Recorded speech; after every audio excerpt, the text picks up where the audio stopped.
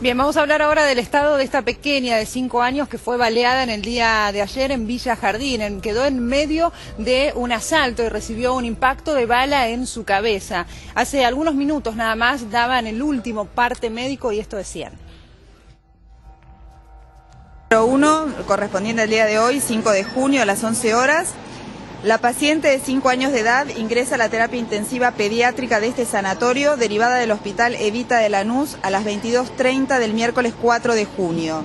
En el día de ayer ingresó a dicha institución por sufrir herida de arma de fuego con orificio de entrada a nivel occipital, con pérdida de masa encefálica, Glasgow 3 en 15 y pupilas midriáticas hiporreactivas, observándose en la tomografía cerebral fractura occipito-parietal con pérdida de masa encefálica, hemorragia intraparenquimatosa y presencia del proyectil. Ingresa a este sanatorio intubada bajo pseudoanalgesia, hemodinámicamente normal, con goteo de inotrópicos, pupilas isocóricas intermedias y reactivas. Valorada por el Servicio de Neurocirugía Infantil, a las 0:30 se realiza cirugía de urgencia de alta complejidad, craniectomía descompresiva, colocando drenaje intraventricular y monitoreo de presión intracraneal. Actualmente en asistencia respiratoria mecánica bajo pseudoanalgesia, hemodinámicamente normal con bajos registros de inotrópicos, pupilas isocóricas reactivas presentando registros febriles. Es una patología grave, con lo cual la evolución es dinámica y es hora a hora. ¿Doctora, la edad le juega en contra? En cuanto a la sobrevida no, porque es una niña sana, pero bueno, el pronóstico neurológico es reservado tanto en un adulto como un niño de este tipo de lesión. Doctora, ¿lograron extraer el proyectil? Sí. Finalmente lo lograron extraer entonces, porque habían dicho que no. Evacuaron la masa, el hematoma intracerebral, evacuaron el proyectil y está con medición de la presión intracraneana. Igual no hace al pronóstico que el proyectil esté o no esté alojado.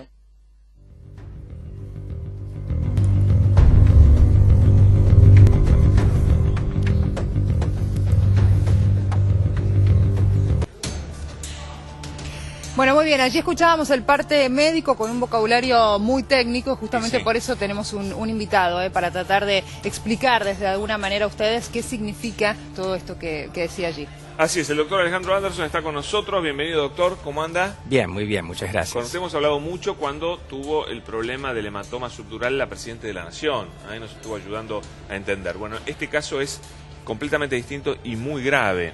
De lo que escuchó, ¿qué nos puede traducir en un lenguaje más llano? Bueno, primero que se trata de un traumatismo de cráneo grave, primero por estar la paciente en coma. Cuando dicen Glasgow 3 en 15, es una escala que mide el grado de deterioro de la reactividad de una persona. Y ese es el mínimo, es el mínimo, es estar en un coma importante. Por otro lado, me pareció entender que hablaban de que las pupilas no eran reactivas, que eran midriáticas. Eso también es digamos, un signo de gravedad. Y por supuesto que el que sea un proyectil que ha penetrado la cabeza, el cráneo, y que hay pérdida de masa encefálica, es otro pronóstico de gravedad. Incluso cuando el proyectil no tiene salida, cuando es solamente un orificio de entrada, muchas veces es porque también se ha trasladado dentro de la cabeza, rebotado en el cráneo y quedó alojado. Porque la velocidad... Eso pasa con los calibres más pequeños. Exacto. Que tienen ingreso pero no tienen salida. Entonces rebota contra las paredes. Hacen más daño. Exacto, exactamente. Y bueno, la pérdida de masa encefálica evidentemente que significa una parte del cerebro que no va a cumplir más sus funciones. Por supuesto que cuando se trata de un paciente menor, digamos, de 5 años, tiene mucha más plasticidad cerebral que la que tiene un adulto, y en ese sentido tiene más posibilidad de recuperación. Pero en este momento estamos en una etapa sumamente grave, donde se juega no solamente la funcionalidad futura, sino la sobrevida. Claro, la evolución, a ver, se va evaluando. Claro, imagínense ustedes que hay un gran edema en el cerebro por toda la inflamación. Como la caja donde está contenido el cerebro, que es el cráneo, es dura, es rígida, entonces nosotros tenemos que hacer algo para que la presión allí no suba mucho porque daña las estructuras. Por eso los doctores hicieron eso que dijeron, craniectomía descompresiva.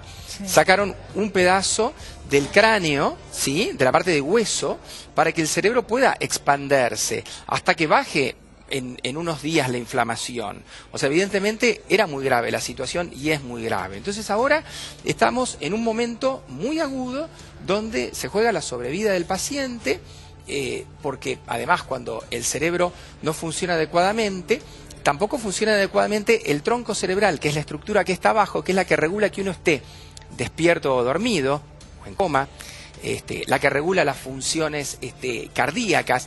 Por eso usaron la palabra inotrópicos, que estaba con inotrópicos, son estimulantes del ritmo cardíaco cuando el sistema nervioso por sí solo no puede manejar estas cosas. Ahora, riesgo de vida hay, sin Por duda. supuesto, muchísimo. Muchísimo. Y sobre las consecuencias es como imposible preverlo ahora. Es muy difícil saber, habría que tener una resonancia para ver exactamente el área de lesión. Ellos hablaron de la zona occipital. La zona occipital tiene que ver con el área visual, pero cumple más funciones. Y aparte, como el trayecto de la bala seguramente fue más amplio, deben ser muchas más las estructuras comprometidas. A veces no depende solamente del tamaño, sino de la localización. Y en esto razonamos como los accidentes cerebrovasculares. Hay pacientes que tienen una lesión puntual, no demasiado grande, de apenas 1 o 2 centímetros, pero en un lugar estratégico, y pueden estar sin lenguaje y hemipléjicos. Y otros pacientes con una lesión mayor, quizás no tengan prácticamente un déficit neurológico porque se ha ubicado en un área más muda del cerebro, como decimos nosotros los neurólogos. Pero en este momento el pronóstico es grave. Yo, a ver, saliendo un poco del caso, a ver, saco como conclusión que hay sectores del cerebro entonces que nos sirven, porque si tenemos una lesión ahí y no nos complica nada. Se pueden compensar más fácilmente, o son áreas que no son tan imprescindibles, porque si tenés una lesión en el área del lenguaje, como es algo que uno realmente lo usa de manera imprescindible, eso se nota rápidamente y te crea una seria discapacidad. Pero si tenés una lesión en el área que regula tu corporalidad y tu espacialidad, es importante, pero quizás no es tan vital para tu manejo diario. A lo mejor tu conciencia del cuerpo y del espacio se alteró o se destruyó, pero eso no te va a inhabilitar tanto como el lenguaje. Claro. O si tenés una lesión en un área chiquitita como es la cápsula interna y te deja la mitad del cuerpo paralizado, también eso es vital. Es tremendo, pero puede haber pérdida de masa encefálica y que no, porque eso lo vemos siempre en accidentes, traumatismo con pérdida de masa encefálica, y que eso no tenga una consecuencia. Yo he visto muchos pacientes con pérdida de masa encefálica que tienen discretísimo déficit neurológico, muy discreto. Impresionante eso. No todos, por supuesto, pero existen. La prioridad ahora es salvarle la vida a esta chiquita. En este momento, en un momento tan agudo, lo que vos tenés que hacer es mantener todas las funciones biológicas. O sea, estamos hablando de la parte circulatoria, la parte respiratoria. Obviamente que no respira por sí sola, está con una asistencia mecánica respiratoria. La parte circulatoria está asistida también. Y después hay que tratar de bajarle el edema cerebral. Se colocan sensores, se llama PIC, presión intracraneana, que miden la presión dentro del cráneo, porque si uno tiene la presión dentro del cráneo por arriba de determinado valor, también se crea más daño en el cerebro, además del que ya sufrió por el impacto de la bala. Claro. Y eso aparte te puede apretar el tronco cerebral que está debajo, en el medio, y que después te va a regular todas las funciones vegetativas y automáticas. O sea, presión sanguínea, temperatura, frecuencia cardíaca, la parte respiratoria, todo eso depende del tronco cerebral, todo lo vegetativo. Claro. Y poder despertarte además, poder despertarte. Sí, la verdad. Y en los niños en general, ¿qué pronóstico hay con respecto al funcionamiento del cerebro y demás, y las lesiones? Siempre un chico va a tener mejor pronóstico que un adulto. Y un adulto va a tener mejor pronóstico que un anciano. ¿Por qué? Porque la plasticidad cerebral es mayor. Incluso en los chicos no es lo mismo estar hablando de un bebé, de un chico de 5 años, de un chico de 8, de un chico de 10. Siempre la menor edad es un dato que juega a favor. Y es muy importante en este momento también cuidarlos de las intercurrencias, de todo lo que tiene que ver con las intercurrencias. Son todas las infecciones y todas las complicaciones que tenés con un paciente que está lleno de tubitos, de caños, de aparatos para poder ayudarlo a mantenerlo vivo, pero que son también puertas de entrada para infecciones, puertas de entrada para complicaciones. Uno no puede estar con asistencia mecánica respiratoria toda la vida porque eso te termina dañando el parénquima del pulmón, el meter el aire a presión. Sirve por un periodo de tiempo y te salva la vida también, pero no puede ser muy prolongado. Es como los pacientes que les ponen un tubo en la boca. Eso puede ser por unos días, pero después tenés que hacer una traqueostomía, porque no pueden estar con el tubo en la boca por muchos días, porque eso por apoyo crea úlceras por decúbito. Claro. Ha sido muy amable, doctor Gracias Anderson, a por ustedes. esa charla con nosotros. Gracias. Nos vamos a los títulos.